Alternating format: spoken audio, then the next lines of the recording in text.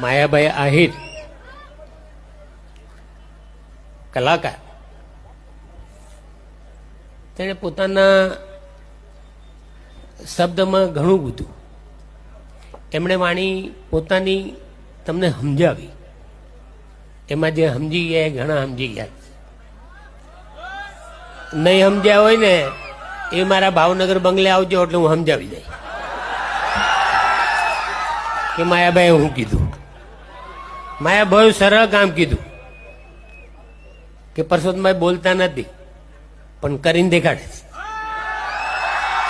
અને તમને બધાને ખબર છે કે હું બોલતો નથી પણ જે કરું જ નહીં એ કોઈ કરી નહીં શકતું.